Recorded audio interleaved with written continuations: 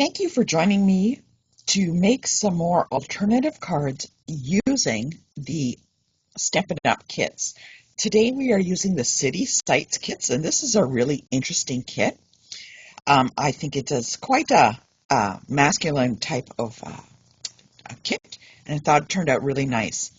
There is inside is a Pebbled Path ink spot, but I'm going to be using the full ink pad for this event, creating these cards.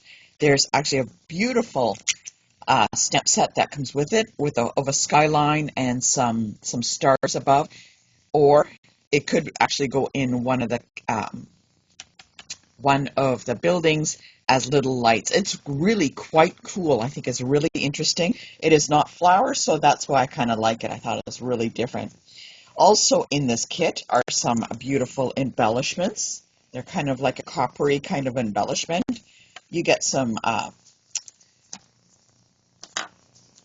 small dimensionals and a roll of tear and tape. And of course, you get a little extra block. These are good to have around that.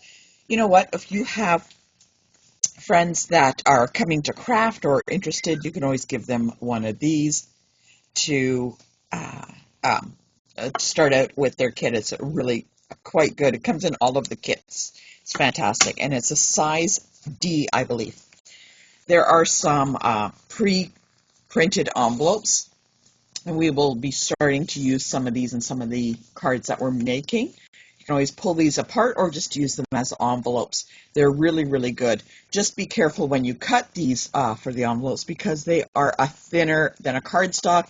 Make sure your blade is very sharp when you do this. Otherwise, you'll get like frayed ends, and you don't want that. Also, there is some card bases. There's some vertical ones, like that. And what we're going to be doing is we're going to be cutting a lot of these apart using the left and the right to create more cards. So there's some in the slate colored, and then there are some in like a pebbled path kind of color, and these are horizontal. These are really nice. You can see that there. Look at that. Look at the quality. It looks like brush strokes on canvas. I think it's really nice. And we're going to be also cutting these apart to make more cards. There are some sentiments in different languages. A couple there in English, or if you know some in French, you can always do that, or German, or I think these ones are Dutch. There's some ephemera packs, and we're going to be using that. There's one of the skyline right here. You can just barely see it right there. There's the skyline. And then there's a circle one that we can punch out, and we can stamp that, and it looks really cool. We'll be doing that.